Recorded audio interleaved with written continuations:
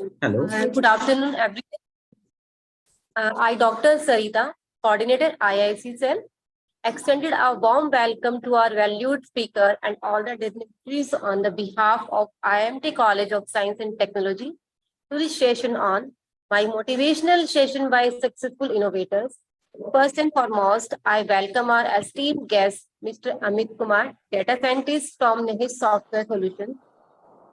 Dr. Poonam Pandey, Director, IIMT College of Science and Technology. Dr. C.S. Yadav, Dean, IIMT College of Science and Technology. Dr. Vaishali, President, IIC. Dr. Disha Vidyarthi, Convener, IIC. All the coordinators, students, and valued attendees. Before starting this session, let me introduce you all. Our skilled speaker, Mr. Amit Kumar, presently working as technical consultant at Nihis Software Solutions. He also worked as associate data scientist at Xstage Technologies Private Limited and previously been working as data scientist at TerraBlue XT, having the profile of creating IoT-based wearable and machine learning platforms for the predictions of neurological disorders. So it's a pleasure that you spared your time today to share your experience and knowledge. Over to you, sir. Okay. Thank you. Thanks a lot, Sarita. Sarita, am I audible? Yes, sir. Yes, sir. Sorry, am I audible now? Yes, sir. Yes. Okay. Fine. Is screen sharing is allowed for now?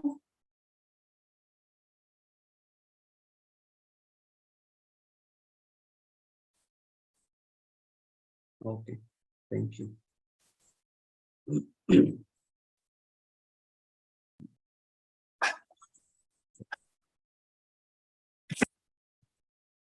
Hello.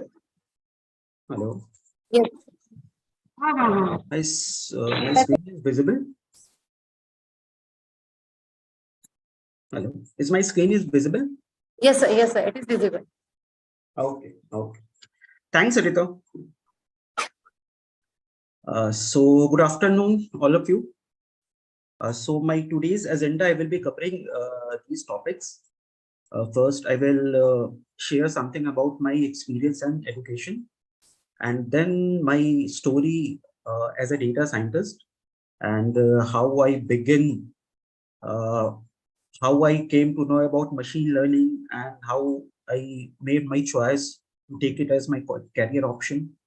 Then what are the early challenges I have faced, and how I came through my first breakthrough, and what are the different lessons learned during my journey.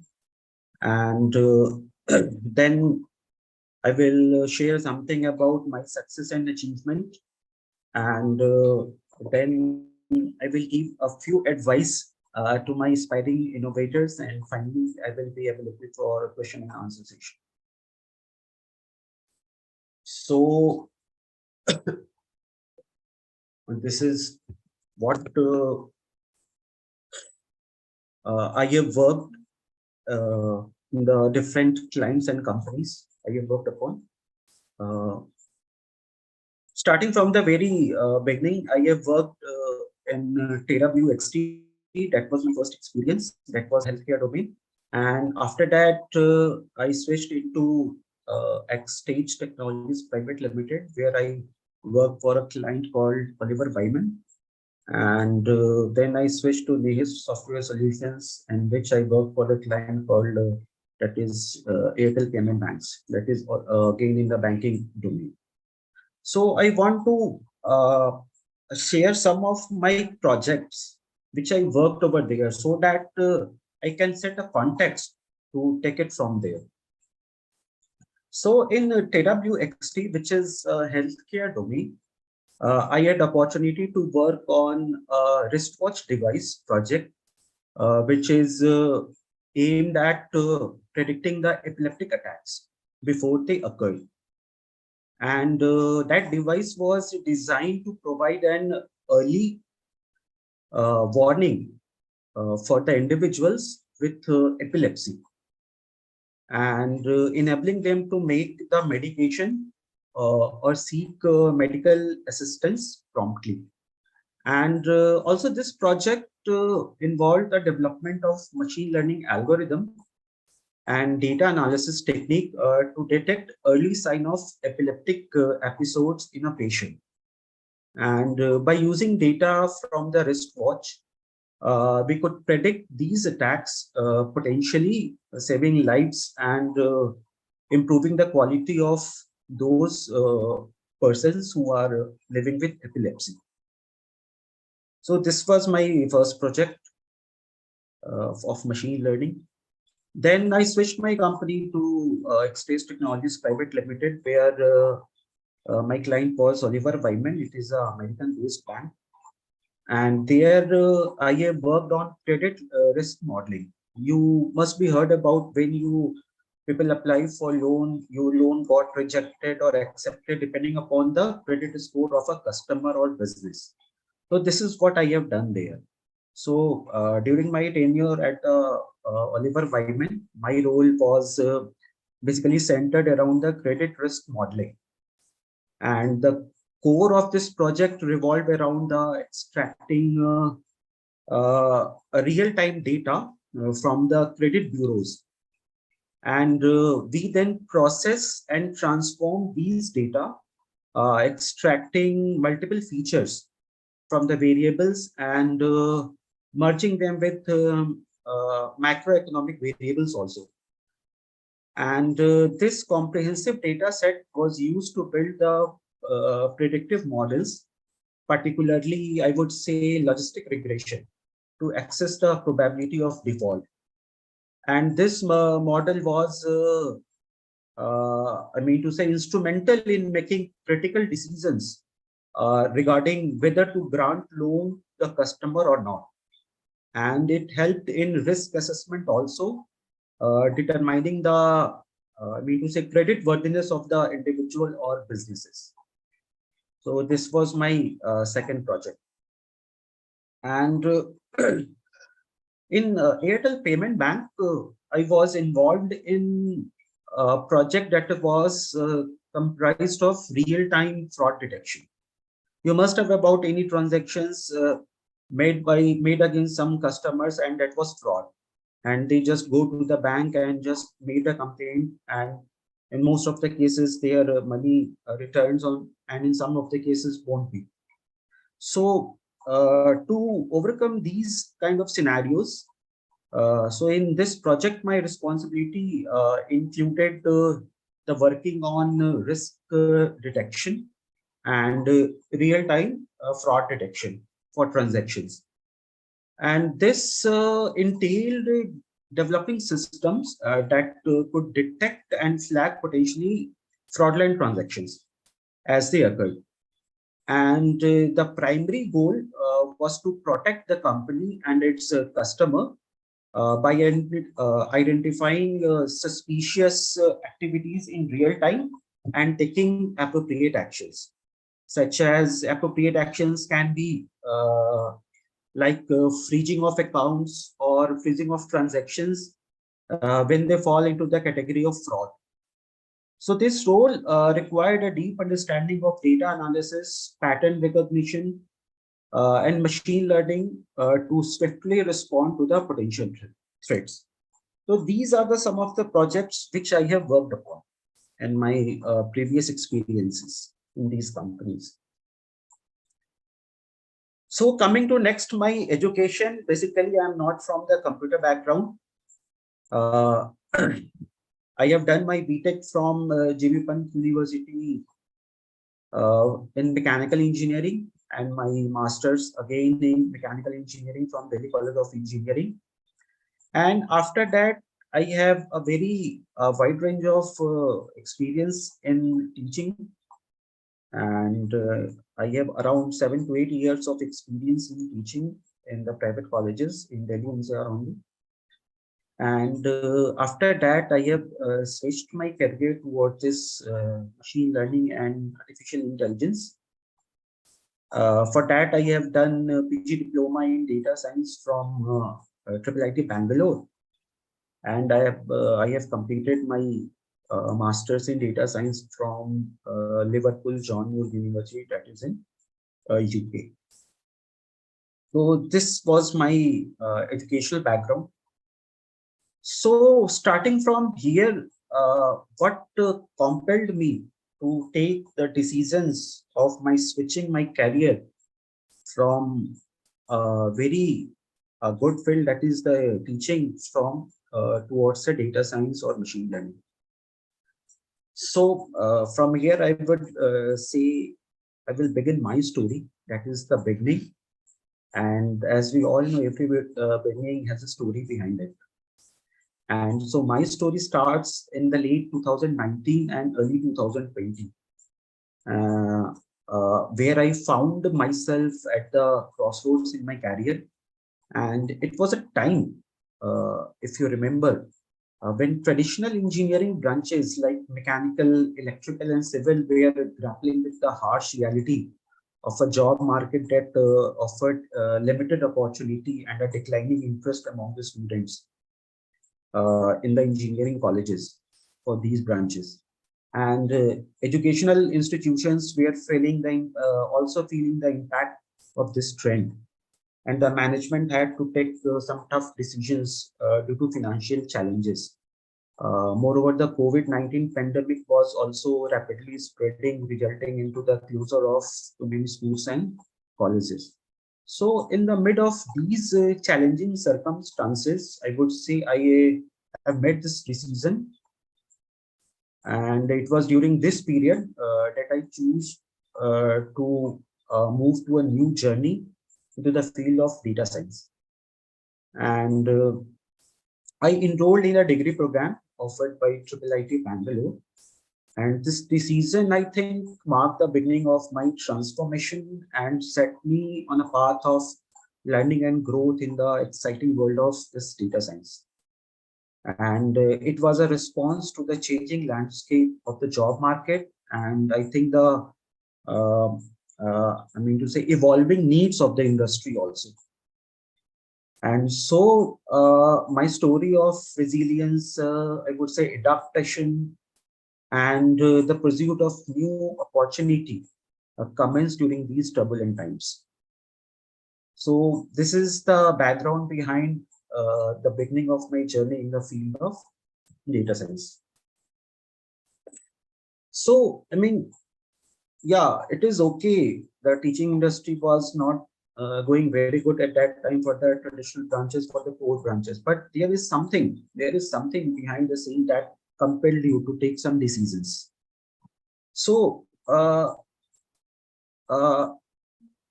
as the heading says, passion for machine learning, I wouldn't, I think, describe it as a passion calling, but rather, I will say my curiosity to understand certain concepts that fueled my journey into data science.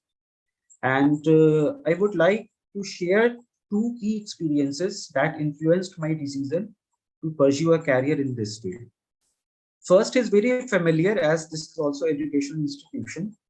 I'm just narrating a short story.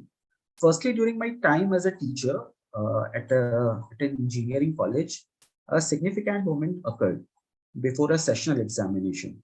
And our director convened a meeting and asked us to prepare a data whether a student would pass or fail in the exam before it even took place. And we based on our initial predictions on the factors such as the attendance of the student, previous academic performance of the student, and few other parameters. But I think, however, it could not help but wonder if there was some more scientific and data-driven approach to this challenge. And this is when I realized that machine learning and artificial intelligence at their core are all about predicting future outcomes using historical data and trends. And the idea of developing a more, I think, sophisticated and data-driven prediction model ignited my interest in the data science. This was one of my, very honest, familiar experience in teaching field, which compelled me towards this decision.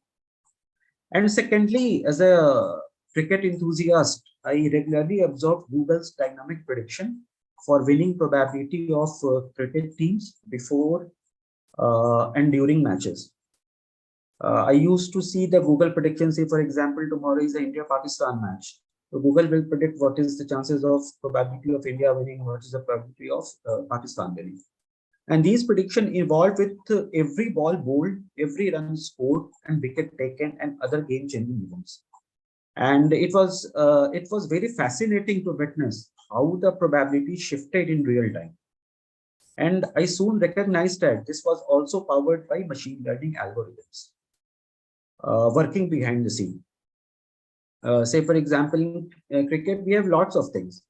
Who player is playing, in which pitch the game is being played, what is the past record of a particular player on this pitch, and what is the stats between the two teams in the previous historical data. These all are the fields which working in the behind scene to make the prediction available before the matches. And this experience reinforced my belief that the data science had the potential to make prediction and provide insight in the multitude of,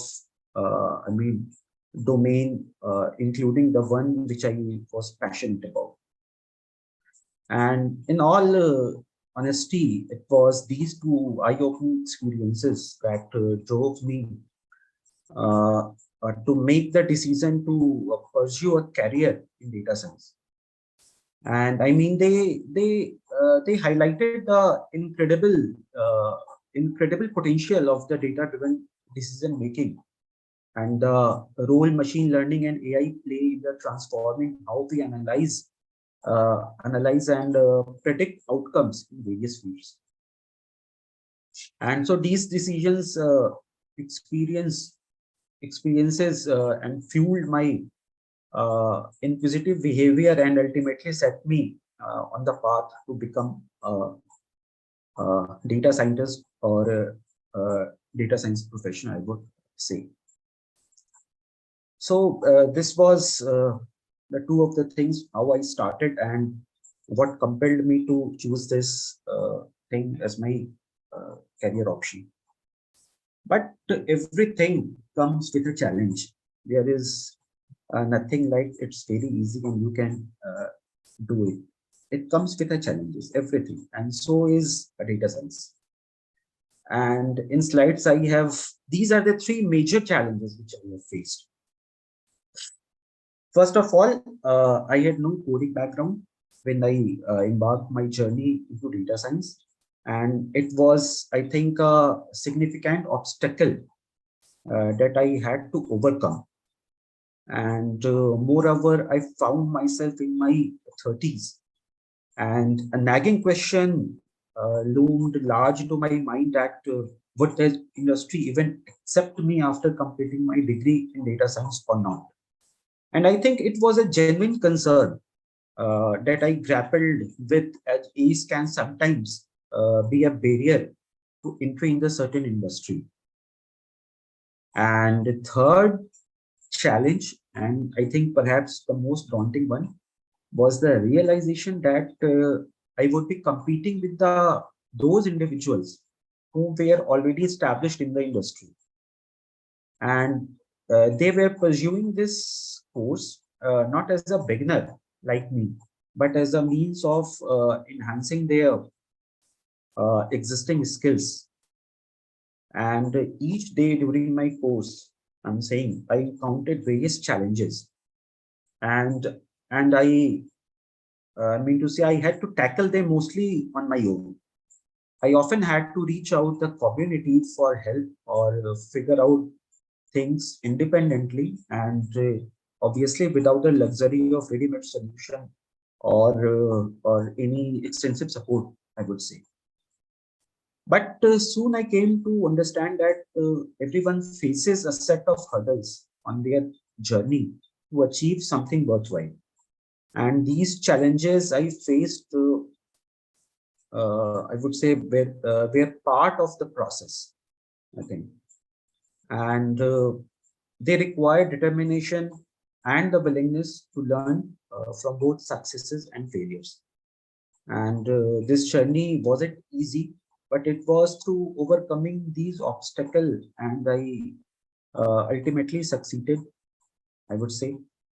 And in the hindsight, I realized that these challenges played a vital role in shaping my skills and character as a data scientist. And they also taught me the value of tenacity and the importance of embracing challenges as opportunity for growth, I would say. So these challenges I have faced when I have started my career.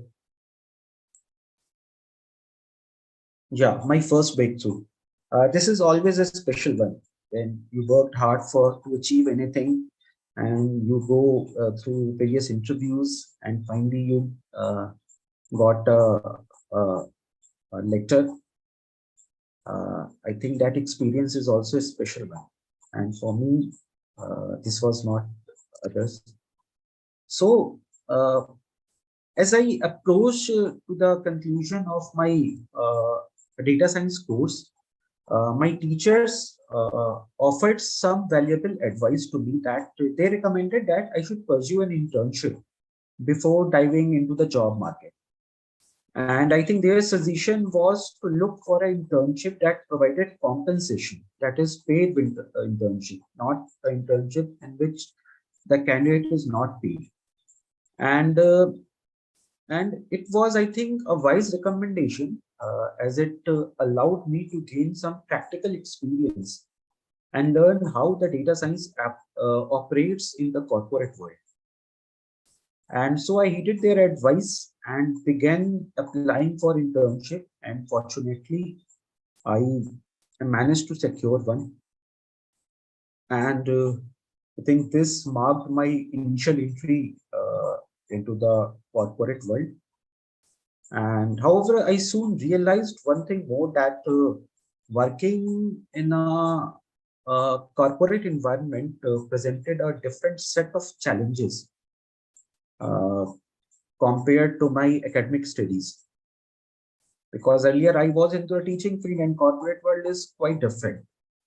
And the pressure of meeting tight deadlines and the fact that real money and business objectives were at stake added a new layer of complexity to my work.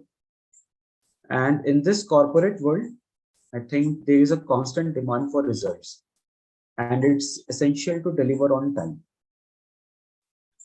And this was a quite significant adjustment for me, as it mean translating the theoretical knowledge that I had gained during my coursework into practical solutions to the real world problems. And it was a transition that demanded not only technical expertise, but also some effective, I would say, project management and communication skills also. So I would say, in essence, taking on an internship, uh, that was a bridge, I think, between the academic realm and the corporate arena, I would say. And it allowed me to experience the day-to-day challenges and pressures of working in a professional setting. And why it was, I would say, undoubtedly more demanding than my studies.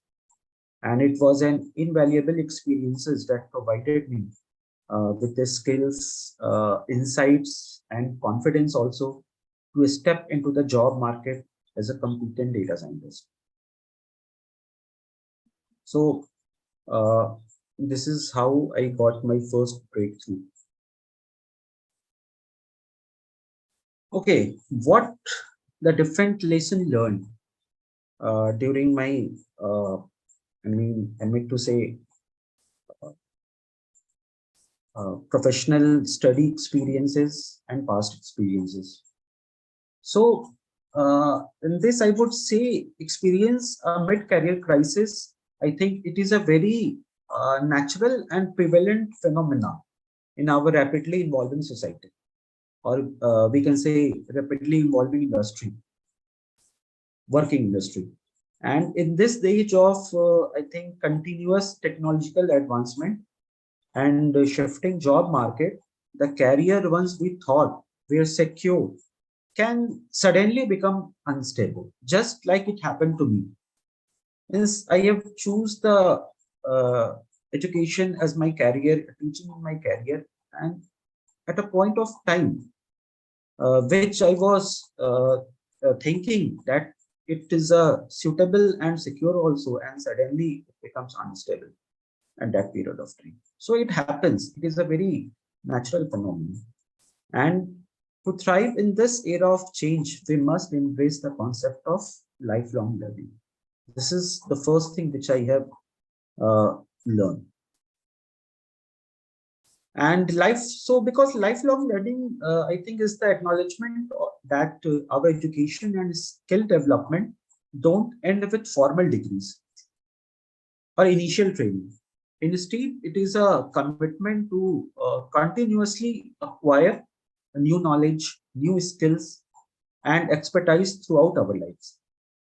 And this process is essential, I think, to remain relevant in the job market and also to adapt the evolving demands of our profession. Second thing, uh, change is an would say the change is the only constant in life, or we can say change is an immutable aspect of life, and it's I think a very fundamental truth, and it applies equally to our career also.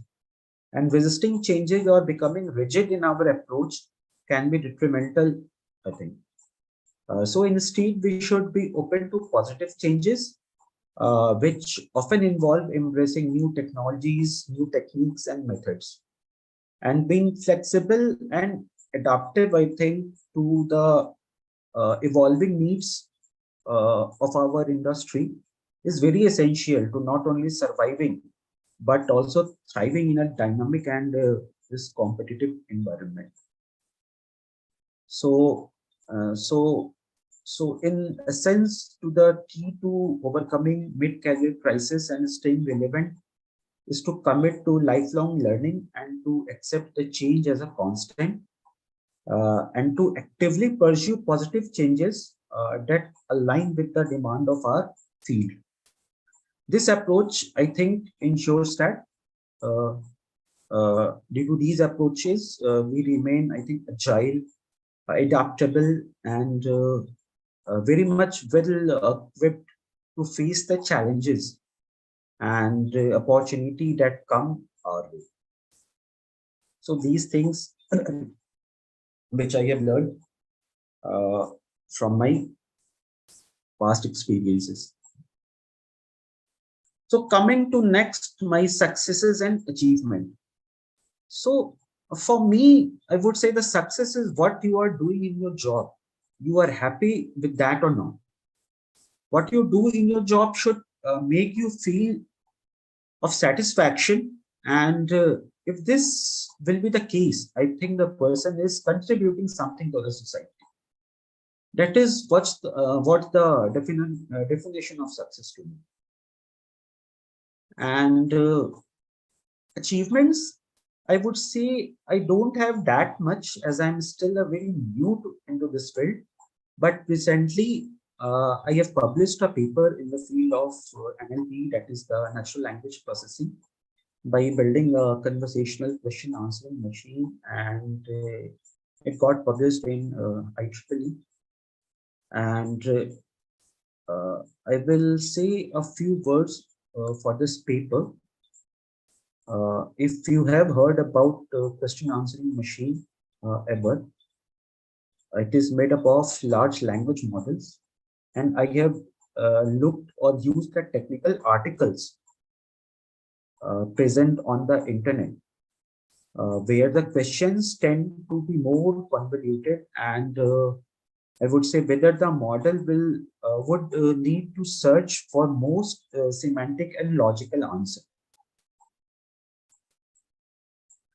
that may please the users. And this is what I emphasize most when talking about that what I have contributed in this paper to the ongoing studies. And in addition, I have also compared in this paper the result of several transformers utilized in the study so that we can identify which model is doing the best in a given scenario or or in a given condition. So this is what my success and few of the achievements. Now opportunity. So data science, machine learning, artificial intelligence is not sticking to just one industry or uh, two or three one. It is like it is well segregated and widely spread towards across all the industries. And you can see in the slide very clearly. So I would say the adoption of the machine learning and AI varies by industry, and it I think continuously evolving. While I can provide a general overview of the industry-wise coverage based on the data up to my last training cutoff, and this is the data of September 2021. And please note that actual figures may have changed since then. This is a very rough industry-wise breakdown. So the first is technology and IT services. And I would say tech companies are typically at the forefront of the ML and AI adoption, and they might have a high adoption rate of around 20 to 30% or more. And these companies use AI for product development, data analytics, and I would say process optimization also. Second is finance and banking.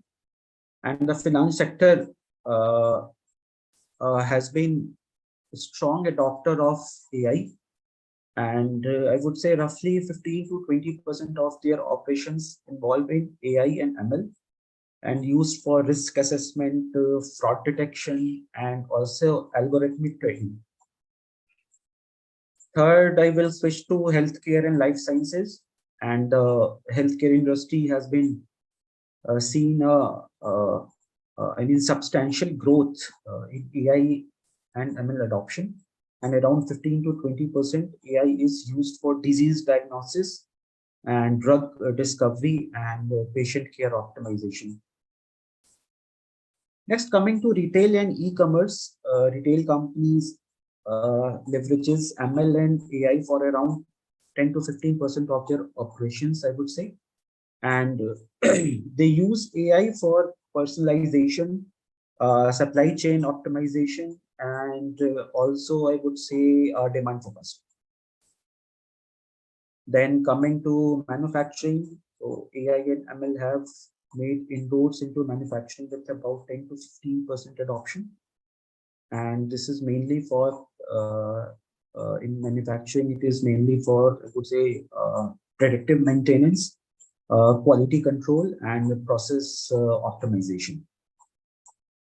Coming to telecom sector or telecommunication sector, these companies are starting to adopt AI for network optimization and customer care services, and accounting for around 10 to 15%.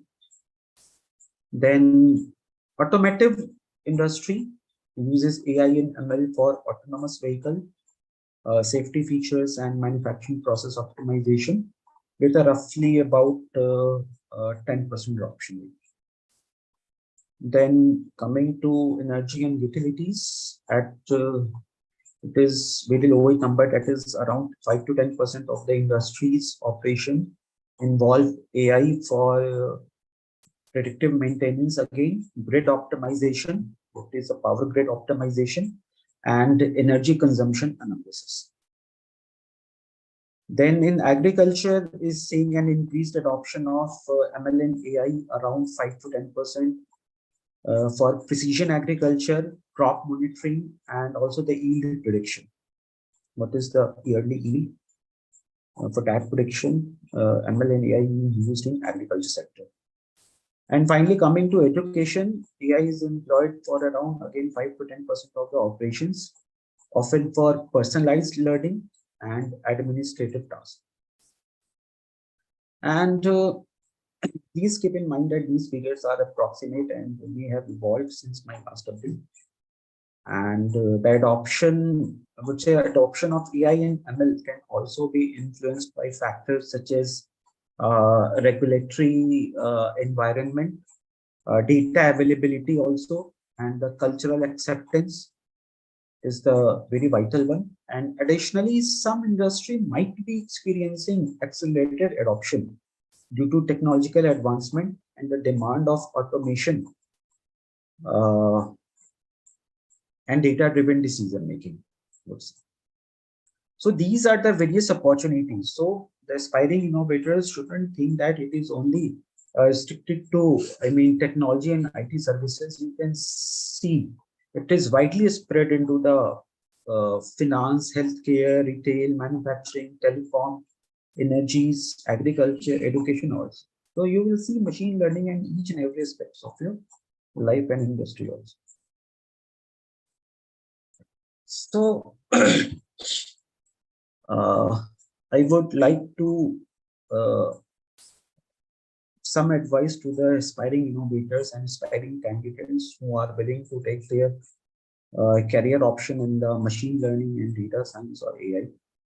So, to be very frank, I will say machine learning is a very multifaceted field that extends beyond just coding. It's not just don't think like just is a coding thing. To succeed in to succeed in this area, it's crucial to understand that it is a blend of, I would say, statistical knowledge and programming skills.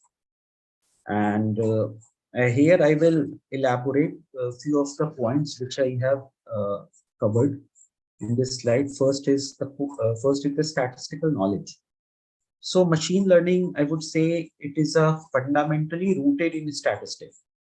So I would say solid understanding of statistical concept such as probability, regression analysis, and hypothesis testing. It is very essential for building and also evaluating machine learning models. And statistics also provide, I think, the theoretical foundation on which machine learning techniques are built. Second, I will throw some focus on the coding skills. While coding, I would say, is an essential part of machine learning, but it's not a sole focus. But yes, proficiency in coding is crucial. It's just not happen by learning only one coding language, but just start with Python, I would say. But also, in addition to that, learn 2, 3 more coding language that can be highly beneficial. Because Python is widely used in the field of machine learning due to its, I would say, extensive library. Python has got huge amount of library uh, in machine learning, and also ease of use. It is very easy to learn. Second, I will focus on R language. It is another language for specifically designed for stats and data analysis, making it a valuable addition. And third language, I would suggest the SQL, that is a structured query language. And it is essential for data manipulation and database management also. Third, I will move my focus towards some of the data visualization tools, and which is a very powerful tool, I would say, for conveying insights from data. So tools like Power BI and Tableau allow you to create a very compelling visualization that help in understanding and presenting data effectively. So a basic understanding of these tools, I would say, can enhance your ability to how to communicate your findings via these visualization tools. And last but not the least, it is the data engineering. Though it is another concept, but the data engineering is I would say, it is a process of collecting, cleaning, and preparing data for analysis. So I think familiarity with the data engineering tools and techniques is very crucial, as machine learning models are only as good as the data quality of data, quality of data they are trained in. See, if the data is good, your model will give good results. If data is not good, your model will uh, act as a very worse thing. This I have experienced in my first uh, company, that is the TerraBlue. We were given data, and when I started to make the model, I landed with an accuracy of 6%, only 6%. And anything which is above 85 to 90%, which is accepted in the market, only those models can deploy it into the various things. So from 6%, I have reached to about 93 to 94%. So this is the, I mean, I would say the strength of the data. A good data will form a good model. A bad data will form a very bad model. So this aspect, data engineering, is very much important. And some of the data engineering tools like Apache Spark, Hadoop, or data pre-processing libraries in Python are very important. So these are the fundamental skills and knowledge, I think, uh, and areas that aspiring candidates should consider when entering into the machine learning field. And it's again, I would say it's not solely about coding, but rather a combination of programming, statistic, data visualization, yes, data engineering also. And the approach, this multifaceted approach, ensures that you have a strong foundation that will the complexities of the real world machine learning problems. Additionally, I would say staying curious and open to learning new techniques and tools as the field evolves is also very vital for long-term success in this dynamic and rapidly changing domain. And second thing I would advise, because again I'm saying with my experiences, if you land into the field of data science, just try to work with some startup companies, because what I feel, uh, you were allowed to learn all these things from the scratch. You won't get those things in good MNCs or well-established MNCs. So I'm not saying that you won't land into those MNCs, but if you have, or if you got some opportunity to work in the startups, just start your career with that. So for this, I would say this is my whole journey uh, in the field of my data science, where I have switched my career from teaching into this innovative field. And for this, I would end my lecture, or I would say presentation here. I'm open to Q&A. If any question is there from anyone, I will definitely try to answer it. Thank you so much, Mr. Amit. I hope I'm audible to you. Yes, definitely. Thank you so much, this side, Dr. Disha, the convener IIC. And I'm very much thankful to you that you connected with us. And the students who are having questions, they'll be dropping their questions.